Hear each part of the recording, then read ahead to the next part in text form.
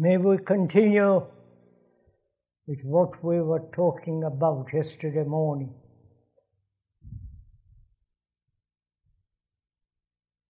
For those who were not here yesterday, may we repeat something of what we said.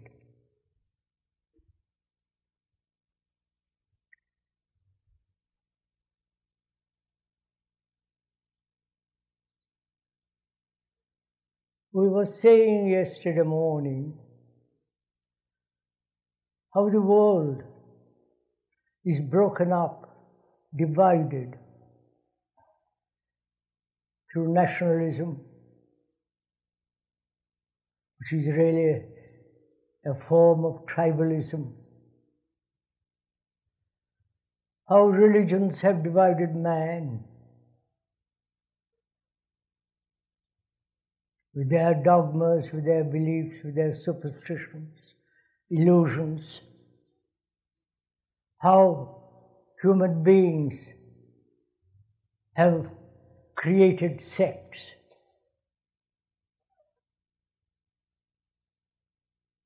Each one believing that they are going to lead mankind to a different kind of physical world and a so-called spiritual world. There's been various gurus, both in the West and in the East, with their peculiar beliefs and meditations and all that business. It's really a good business. And also, how man has created armies and all the implements of war to destroy each other in the name of their country, honor, prestige, freedom, any idea to destroy each other. And also, ideologically, man again has divided himself as the totalitarians and the democratic group. Where in one country there is absolutely no freedom. It's like living in a prison. And the others are free to do what they want to do.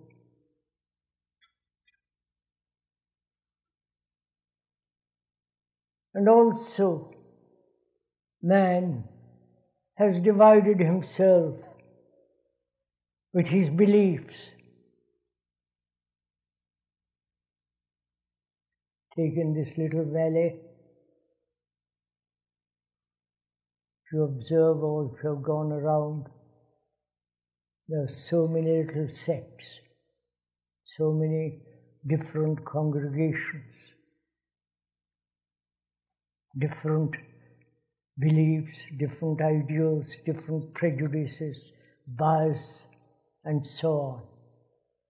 They represent the world which is similar, with their bias, conclusions, ideals, faiths, following this person and worshipping that person, that symbol or the another kind of symbol in the East or in the West. Wherever you go, you see this extraordinary phenomenon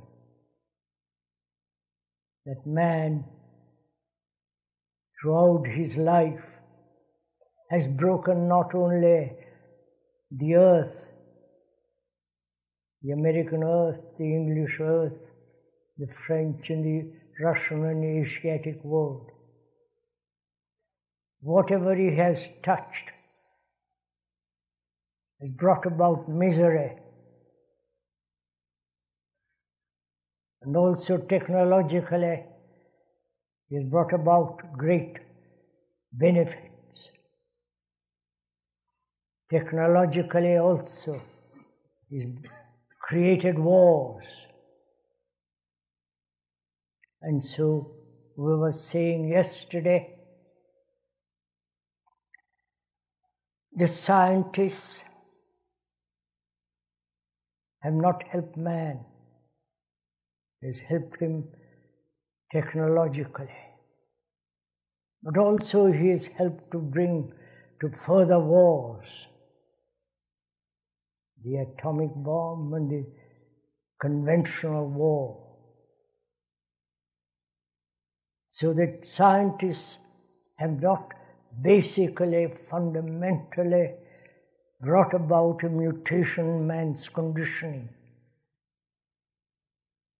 Nor the politicians, nor the religious leaders, the organized belief, the organized faith, the organized conventional worship of a symbol of a person, of a savior. Neither those people have helped man to end his sorrow, his loneliness, his despair and anxiety, nor the local priests, nor the gurus. Apparently, throughout the ages, man has been led. There have always been political leaders, religious leaders, and of course, national heroes who kill the most. And observing all this, which is not a Western phenomenon, but also in the Asiatic world, observing all this, if one is at all serious, if one is at all concerned with man's mind, his heart, his whole existence, he must either escape from it all through another form of isolation, commune, or become a monk, or escape through some form of entertainment, amusement, or, if he's at all serious, he has to answer for all this. He's responsible for all this. We do not know how serious the listeners are, but if you are serious, what is your responsibility towards all this? How far will you go in your responsibility?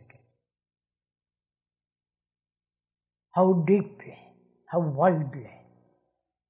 Or limit oneself to one's own little life, one's own little experience, pleasures, and forget the vast human suffering, poverty. Not be concerned or be concerned with one particular type of war, or be concerned with the ending of all wars. Not only outward war, but also the inward struggle of man, his eternal conflict within himself and with his fellow man. This has been the history of man. Thousands and thousands of years of evolution,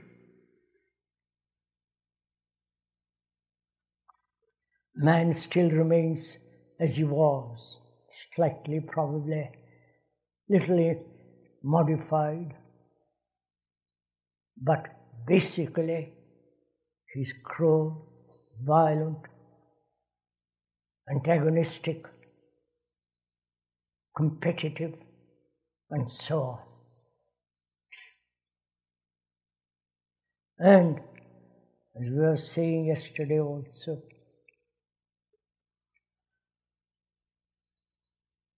each one of us thinks we're independent individuals with his own sick, narrow problems and limited points of view.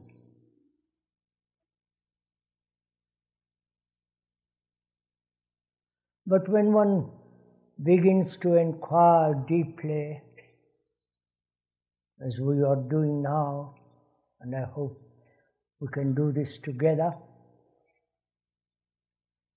when we are inquiring deeply why human beings, after so many million years,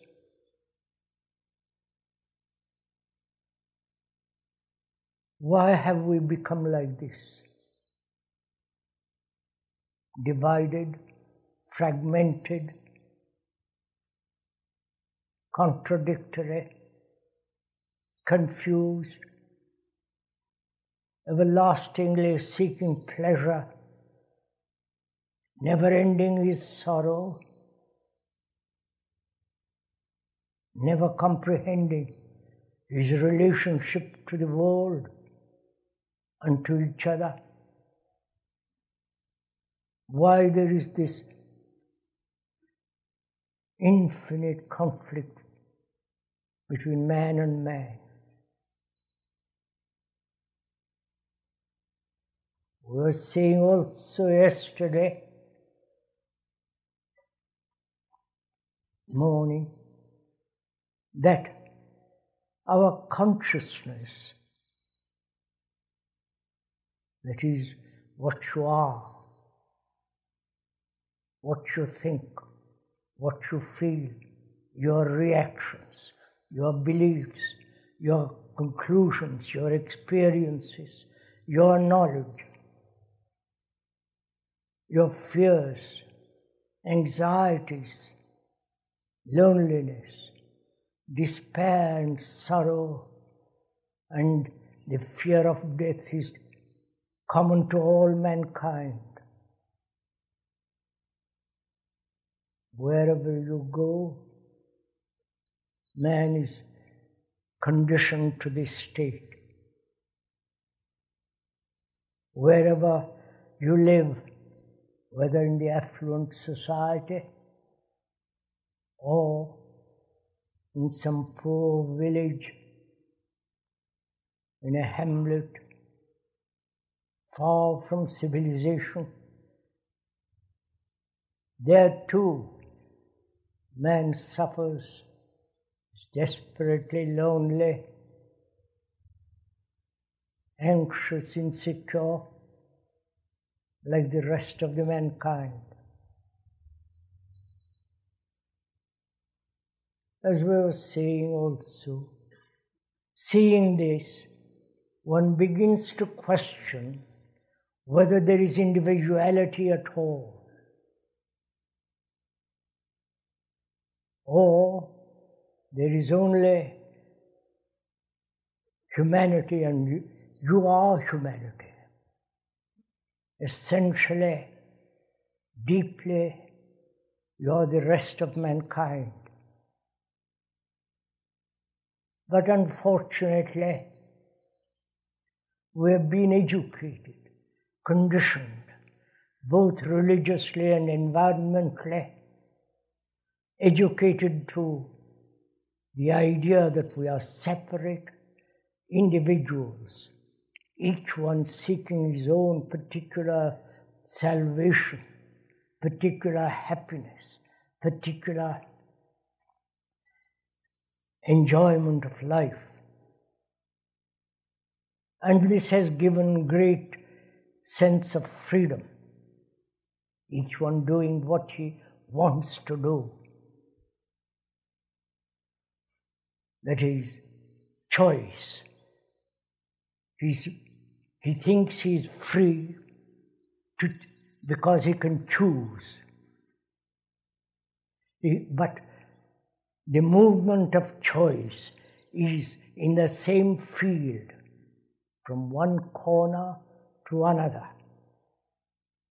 This is not freedom. So we were saying yesterday,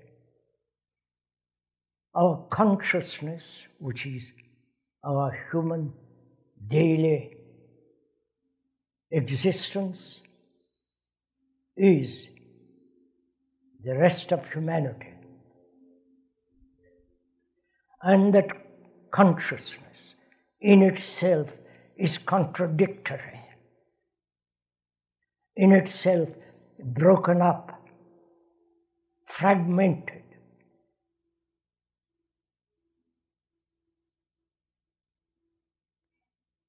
As we were saying also, this is not a lecture. Lecture being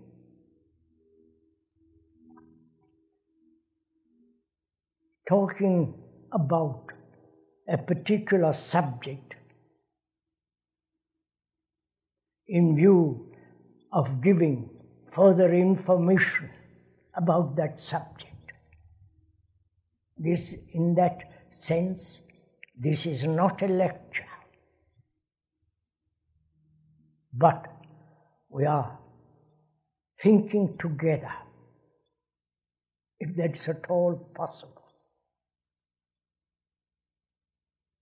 Thinking together, observing together this extraordinary phenomenon of what man has become, what he has done with the world, with his own life and with the life of the world around him. And so we are observing very closely, impartially, dispassionately what we are and what we have made of the world. So please, we're at all serious, and one must be serious because the world is in a terrible state. There's tremendous danger for each of us.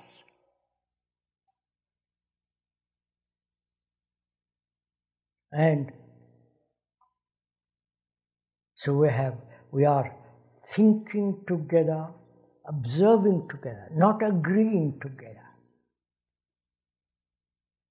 Not seeing things as I see it or as you see it, with our own particular bias, our own prejudices, our own nationalistic, idiotic points of view, but rather be free to observe.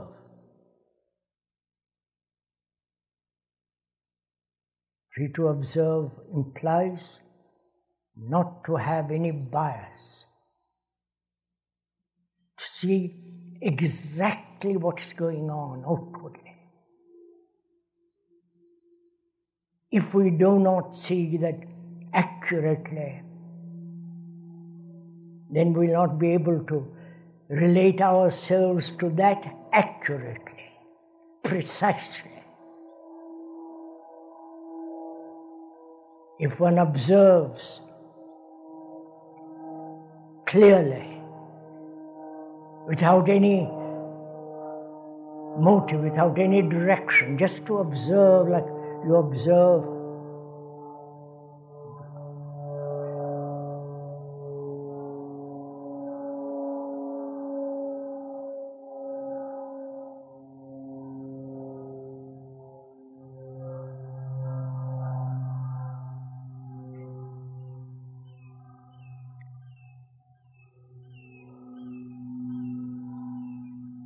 As you would observe a mountain,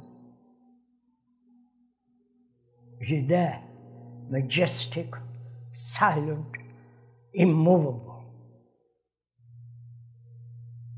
The same way to observe this extraordinary phenomena of man.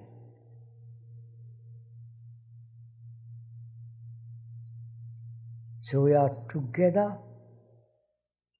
observing closely, hesitantly, attentively, this movement, this tide that goes out and comes in, which is what we are. We create the world, and then by the world we are trapped. We have created this society. Not each one of us, but our past generations. We have those and us have created this present immoral, destructive society. And we are trapped by that society. That society is made by each one of us. So we are responsible for that society.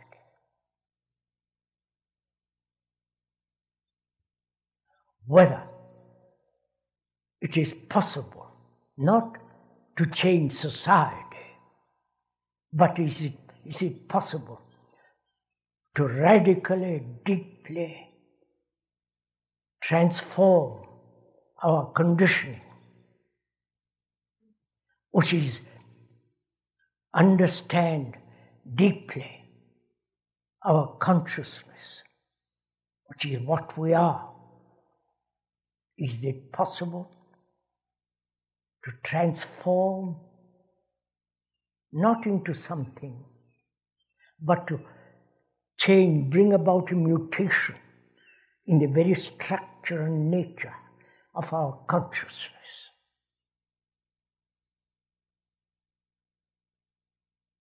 That is the problem. That is the crisis. It's not political crisis, economic crisis, or the crisis of war. But the crisis is in ourselves. And we apparently cannot face that crisis, or unwilling to face it. And so we try to escape from that fact through various forms of entertainment, religious, political, football, and all the rest of it.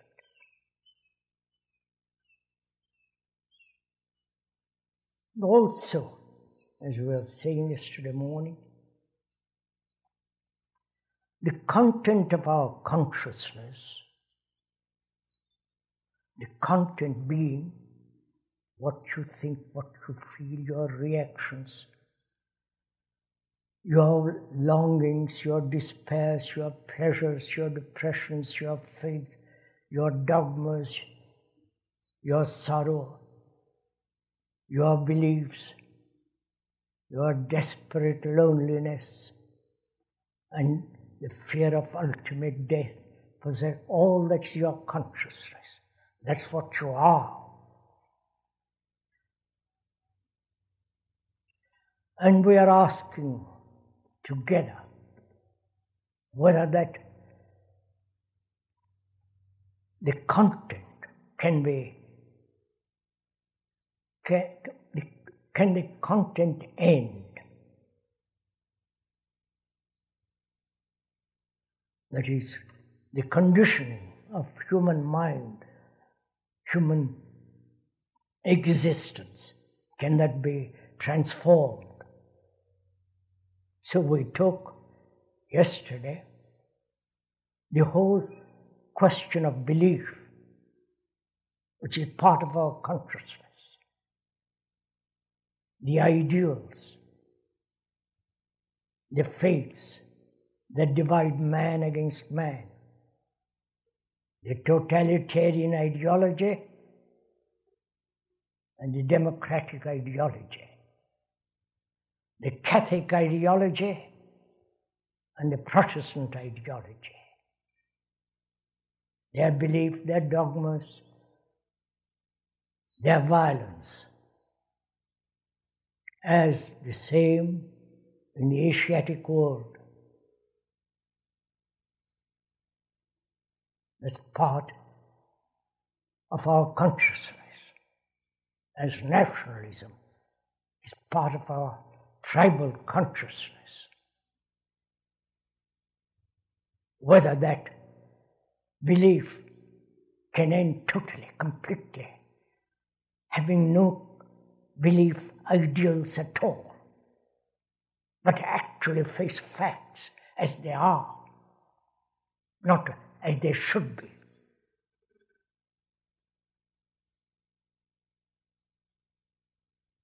Like each one of us, seeing the fact of it, the truth of it, the reality of it, the logic of it, whether we can be free totally from belief, from ideals, ideology.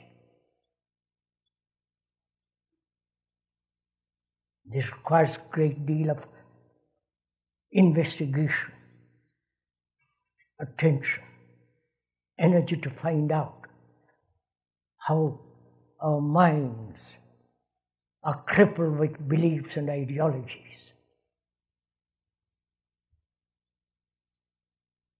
Which is an actual escape from that which is, and being incapable of meeting what is, we try to escape into some ideal, which we'll go into more in detail as we go along.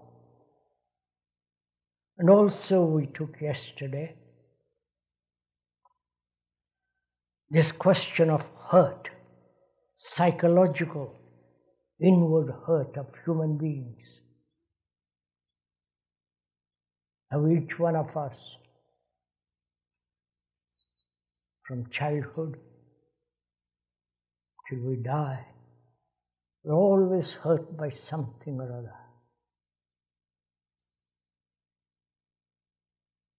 If you are aware of it as you are sitting there, I hope comfortably,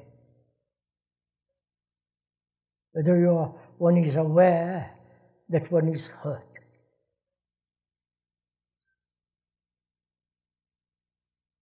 Deeply hurt by the parents, by the school, through comparison, through some kind of harsh word, through a gesture.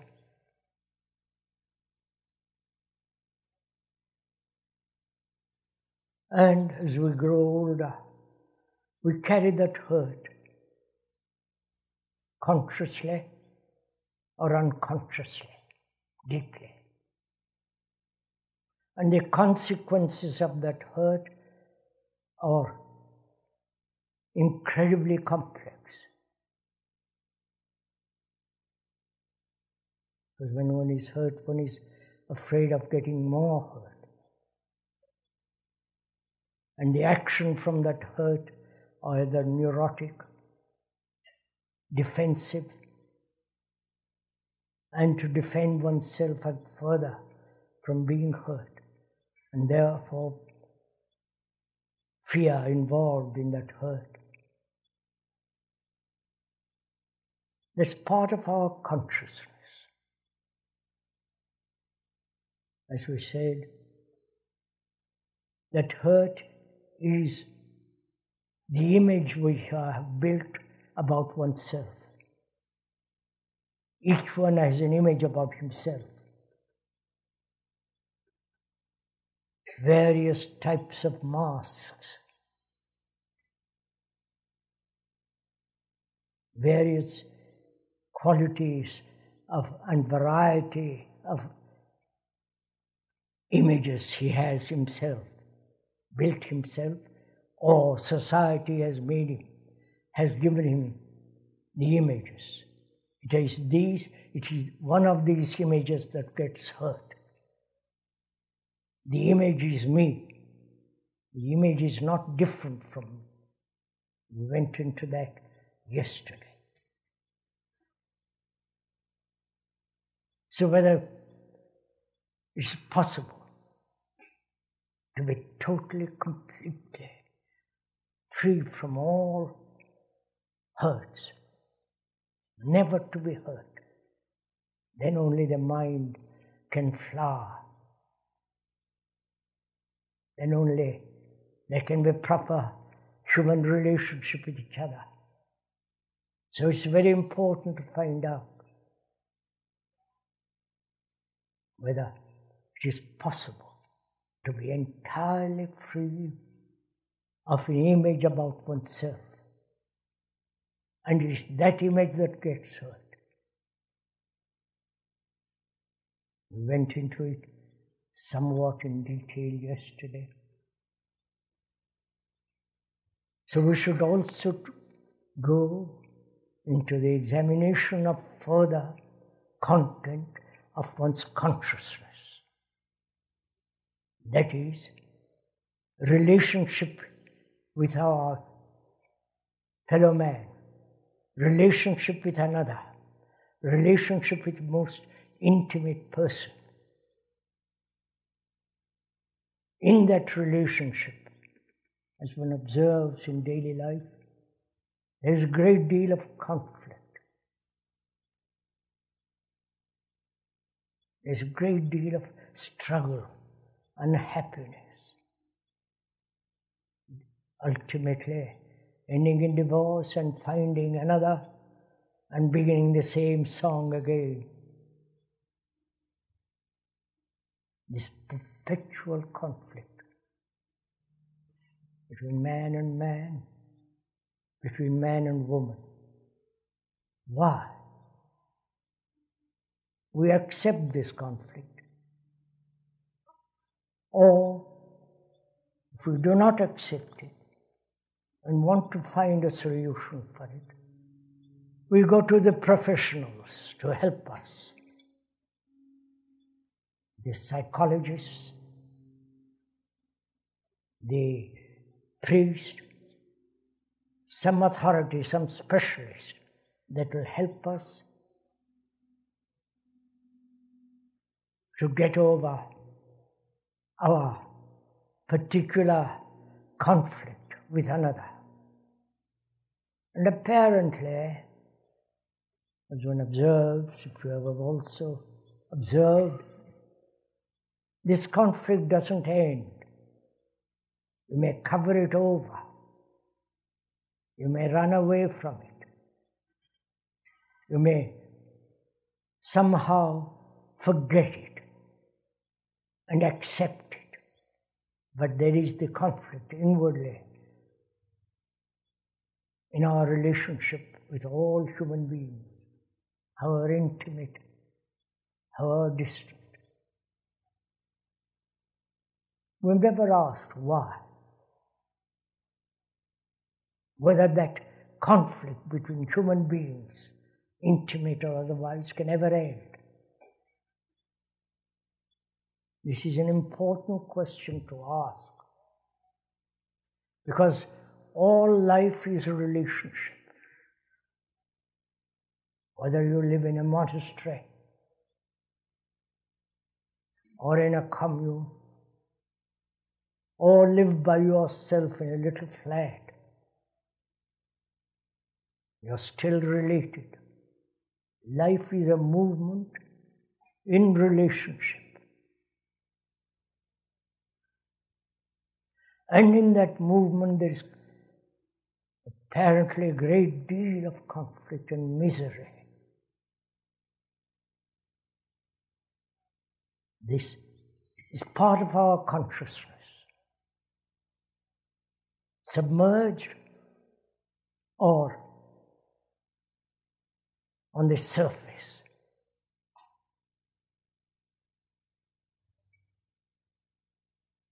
Why after a million years with all the information that we have, all the information which has become our knowledge, has not prevented us from this sorrow conflict of this relationship. Please ask yourself this question. I am not asking you to ask this question, which is a natural question. We have to face this problem and resolve it. If it is not resolved, if we live in conflict, we will inevitably create a society that will perpetuate this conflict.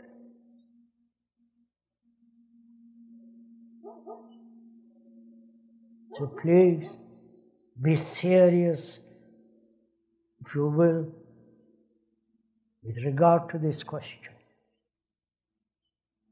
because it's very important, because we are facing wars. War is this ultimate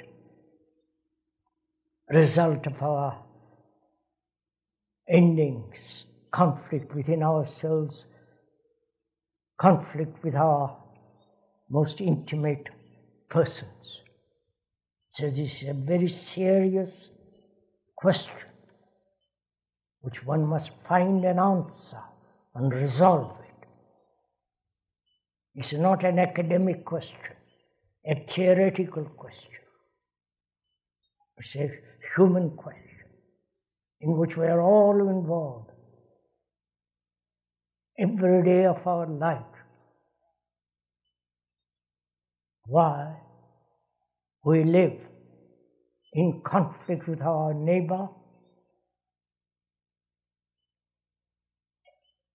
whether that neighbor be far away or close by.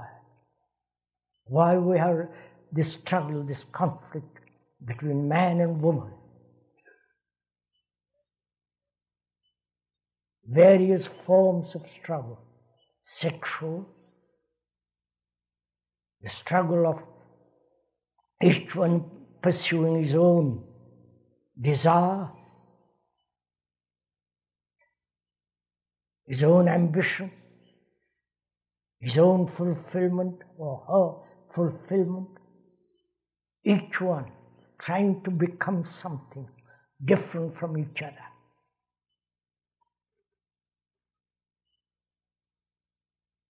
This is an obvious daily fact. You may meet in bed, but each one is pursuing different lines. That's like two parallel lines never meeting. And this is called relationship, in which there is no actual sense of love, which we'll go into. Love is not pleasure. Love is not desire.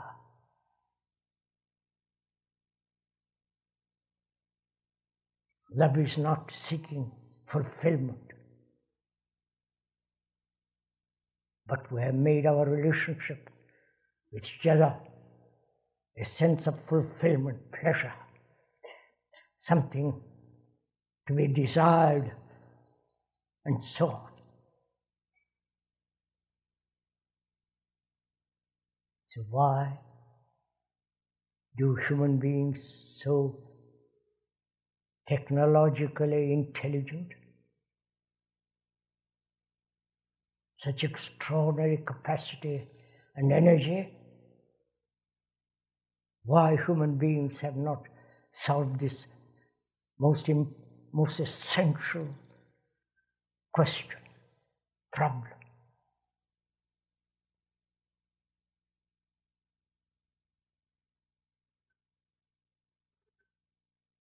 You may meditate.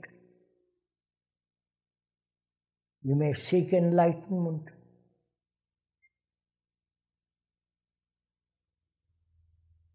You may follow the latest guru, the latest expression of whatever you are following. But if you have not solved this problem, all your spiritual attainments and technological achievements have no value at all. Because our life is relationship. Our life is something that cannot be lived by yourself in isolation. And because we live or attempt to live in isolation, we are bringing about great catastrophe. National, as a group, as nations which are isolating themselves. The American, the British, the French, the Russian, the Indian, and so on. This is a form of isolation. And in that isolation they are trying to find security. There is no security whatsoever in isolation.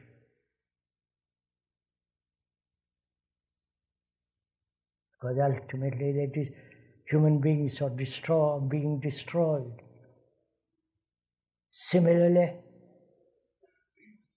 if we have not resolved this essential, basic question of relationship, which is at present isolating it from each other. This isolation must inevitably breed all kinds of misery, confusion, hatred, anger.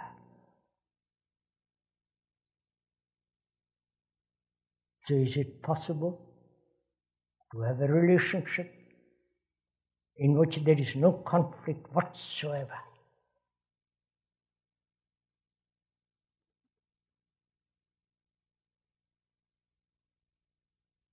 What is relationship? What does it mean to be related to another? Not physically only, but much more psychologically, deeply, which conditions our physical activity. We always forget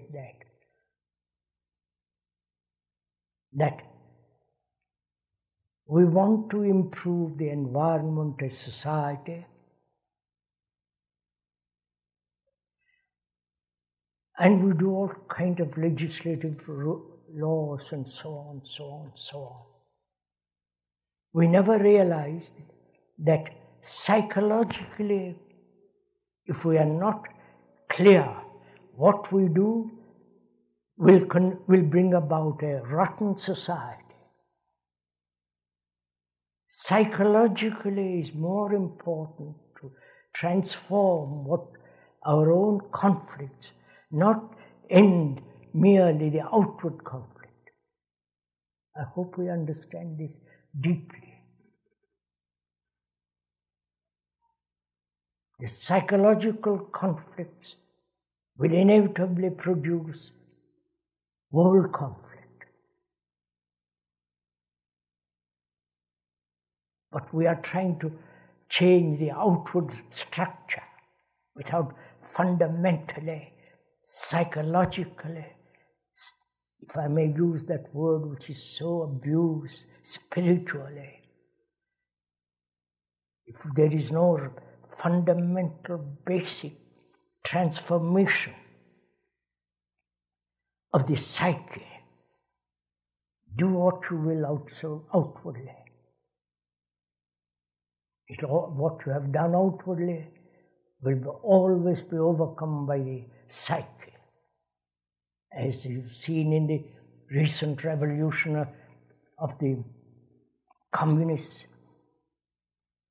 they hoped through changing of the outward structure of society. They would change man. And it has been totally the other way, which is so observable and known. So relationship is extraordinarily important.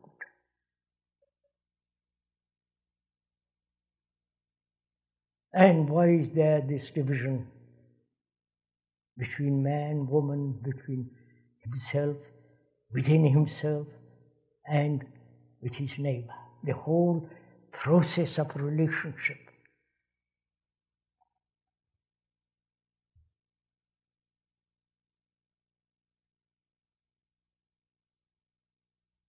Are you waiting for the speaker to explain it away?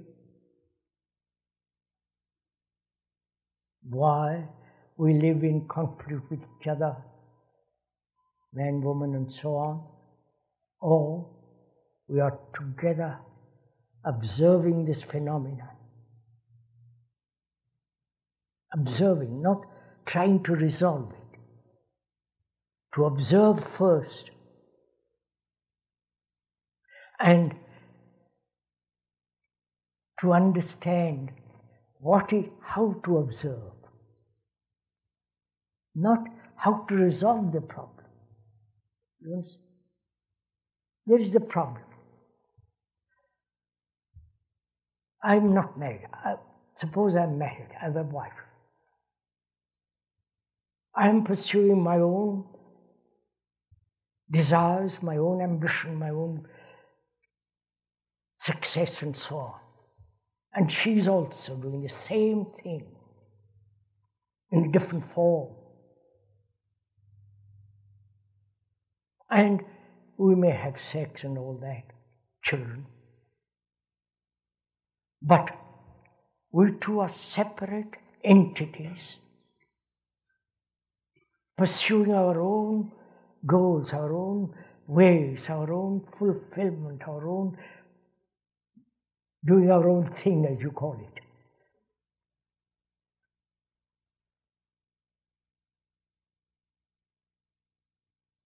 And naturally, my wife and I are in contradiction, quarrel, irritation, not able to adjust or not wanting to adjust. Because really, where there is love, there is no adjustment. So, what shall I do? What is my action or non-action? Please listen carefully. Action or non-action?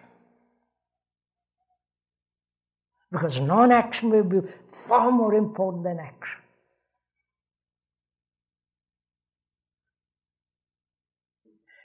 The negation is the most positive action. That is, to see the false and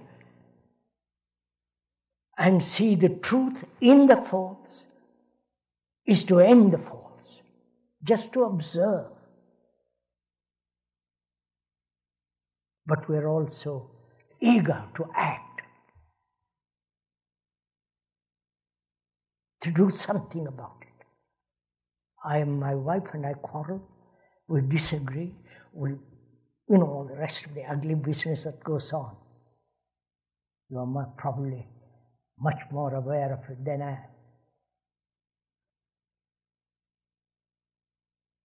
The terrible tension, the loneliness, the ugliness of it all. Now, together, we're going to observe, not to resolve the problem. Please listen carefully. Not to resolve, not to end it, or try to find a solution for this. But together we'll observe. That is, how you approach the problem.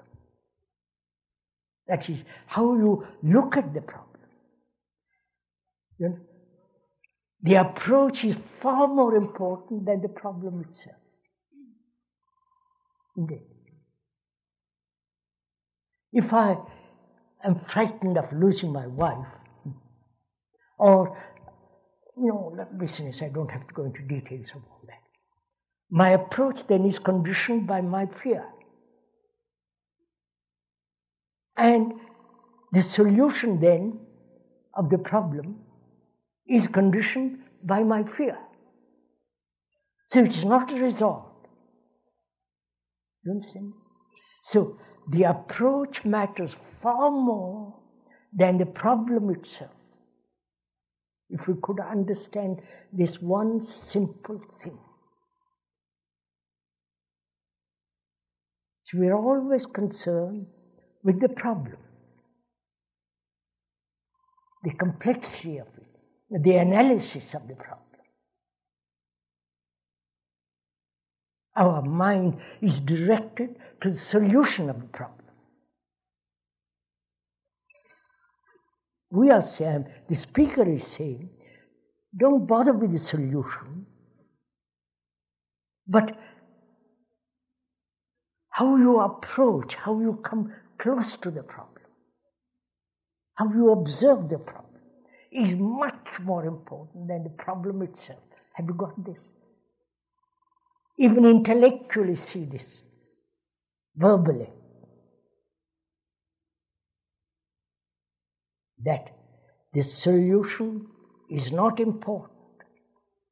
What is important is how you come to the problem, how you look at the problem. Is the problem out there and you are approaching it? Or, please listen, or the problem is you.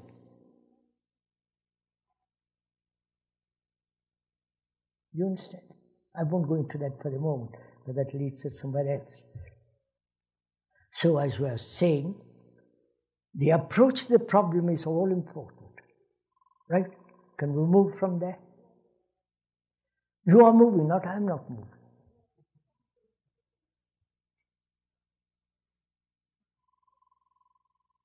We are saying how you come to the problem, how you look at the problem, how you gather your energy to look at the problem. Is your approach directed, which means trying to resolve the problem? Or have you a motive? And if you have a motive, you approach with that motive. So, when you approach with a motive, the motive is going to decide how you will deal with the problem. Whereas if you have no motive, please, this demand accurate observation.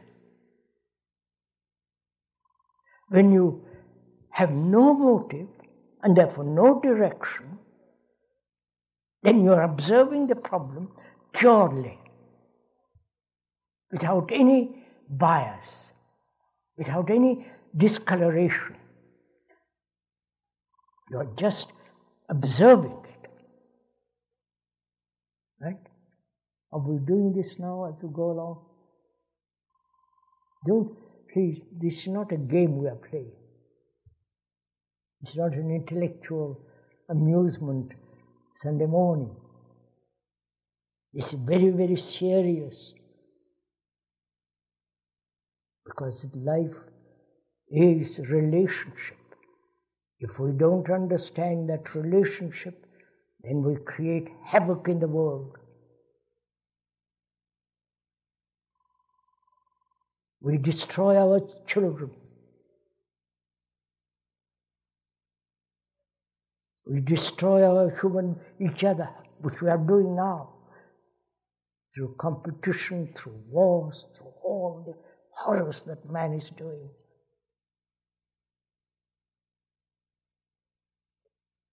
So, together we are observing.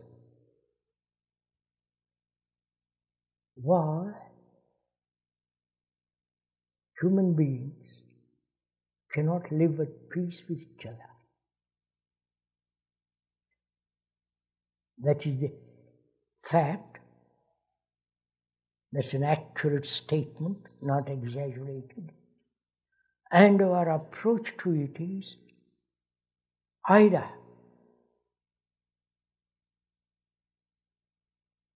pure, non-personal, objective observation, or you are approaching it with a personal reaction. If you are approaching it with a personal reaction, it will go on forever, the conflict. But if you approach it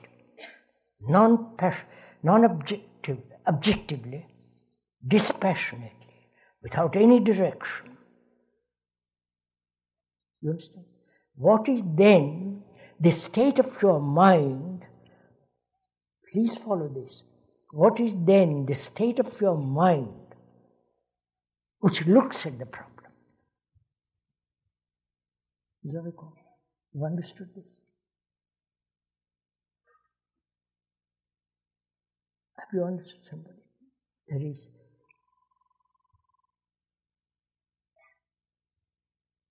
Or let's put it the other way. Why is there conflict between man and woman? Between man and man, the whole relationship. Why?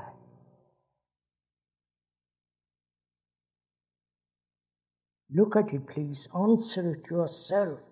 Go into it yourself. Don't depend on me, on the speaker. It's not worth it. It has no value.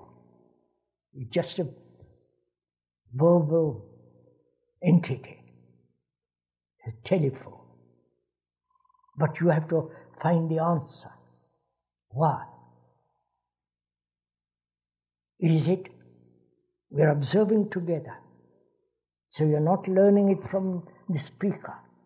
It's not teaching you anything. Please understand this. It's not teaching you a thing.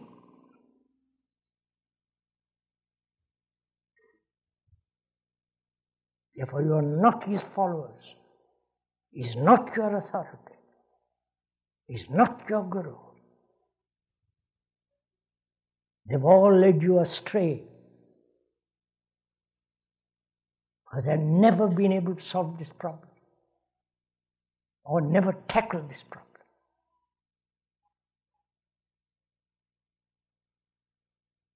So,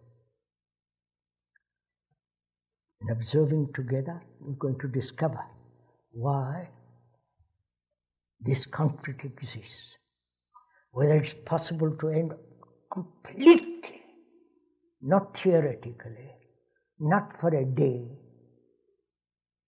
end it.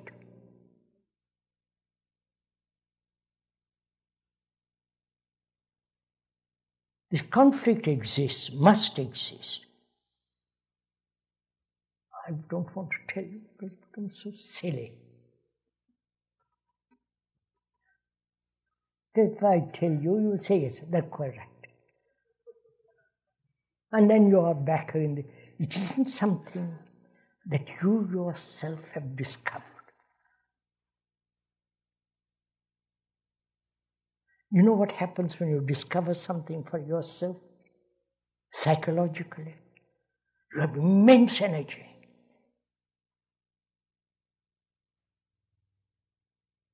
And you need energy to free the mind of its conditioning.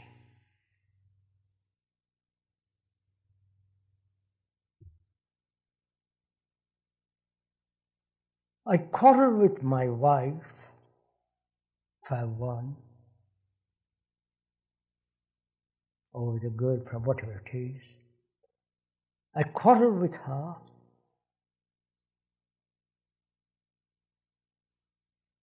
Because I'm a lonely man.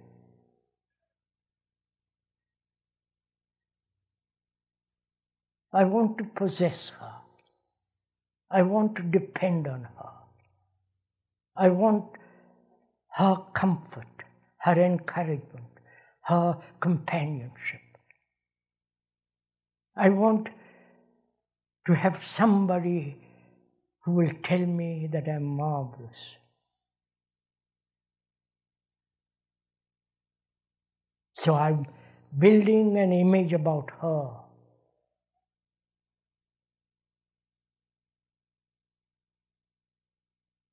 And she also wants to be possessed, wants to fulfill in me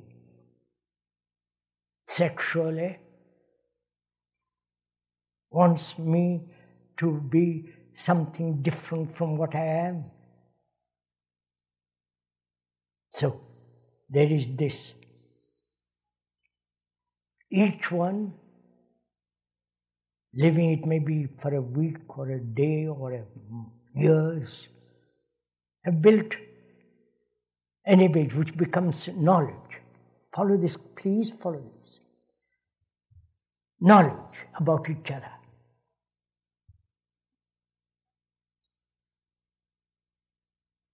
Knowledge. May I go into it a little bit? This is serious. Knowledge is destructive in relationship.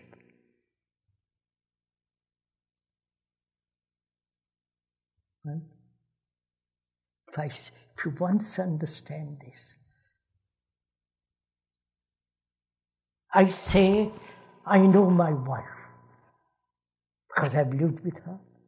I know all her tendencies, her irritations, her impetuosity, her jealousy, which becomes my knowledge about her, how she walks, how she does her hair, how she moves, you follow? I have collected a lot of information, knowledge about her. And that she has collected a lot of knowledge about me. So, the past, you follow? Knowledge is always the past, right? It's no knowledge about the future. Predictable, you understand? So I have knowledge about it, we have knowledge about each other, right? So I have to inquire a great deal into the question of knowledge. What place has knowledge in life?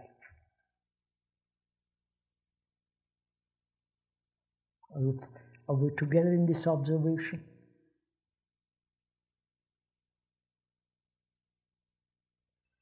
Will knowledge transform man?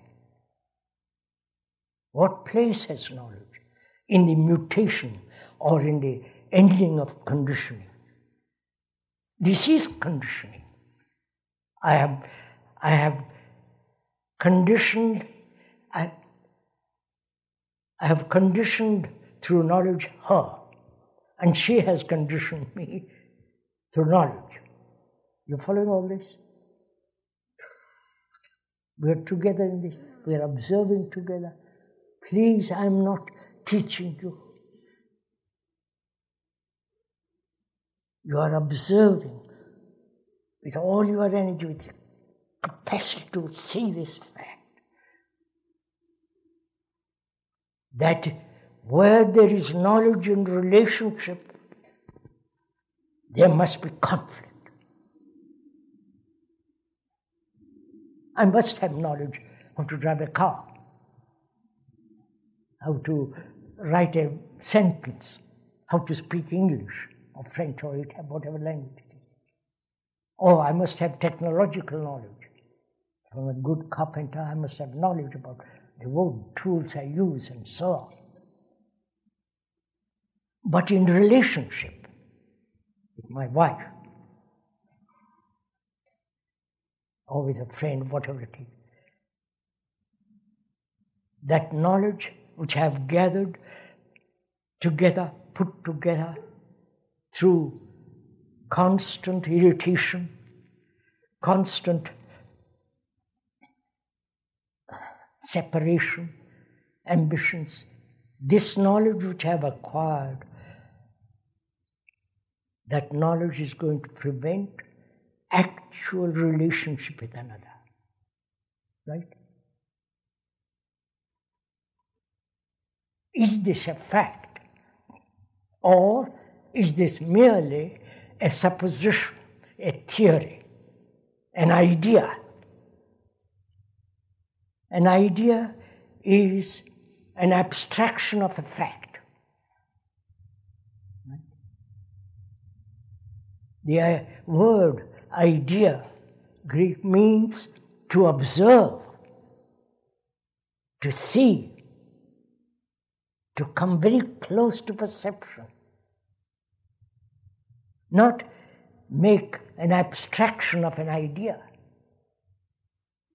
Make an abstraction which becomes an idea. So we are not dealing with ideas, but we are dealing with the actual relationship which is in conflict. And that conflict arises when I have accumulated lots of information about her and she has inquired a lot about me. So our relationship then is based on knowledge. And knowledge can never be complete about anything in life. Please realize this. Knowledge must always go with the shadow of ignorance. Right? You can't know about the universe. Astrophysicists may describe, but to be aware of that immensity, no knowledge is required through information. You have to have that mind that is so vast, so completely orderly, as the universe is. Then that's a different matter. So similarly, knowledge is in relationship, brings about conflict. See the fact, not accept the fact. See the fact that knowledge has importance in one direction, in the other it has not. The negation is the most positive. You understand? Right? Can we go from there a little more? That is,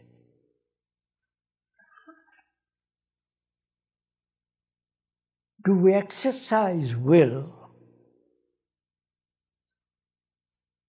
to end conflict?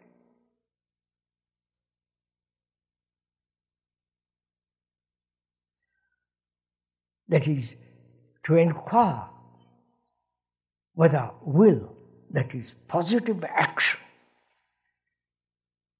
I want to end this conflict, whether that will bring about the cessation of conflict, which we have done this before.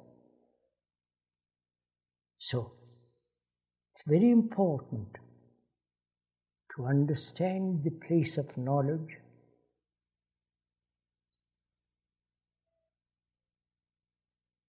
and knowledge as an impediment in relationship. Love is not knowledge. Love is not remembrance.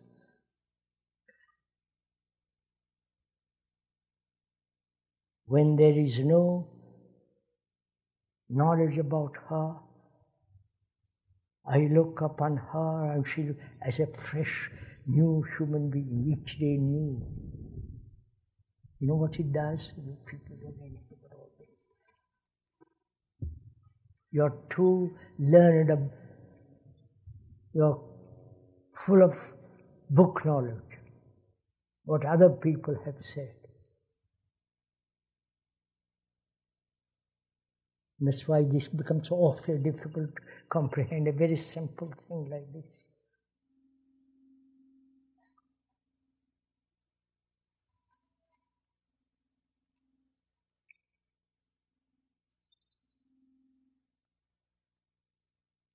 In 1:45, I'm sorry. We'll continue next Saturday and Sunday. Because we are dealing with a very complex problem of living. And that living is the understanding of our content of our consciousness. As long as we have not comprehended the totality of that consciousness, we'll always be in disorder. And disorder is the very nature of our consciousness. And that's why we took faith, belief, hurt, relationship. It's part of our consciousness. And out of this disorder of our order can be brought back, which we'll talk about next Saturday and Sunday. May I get up now?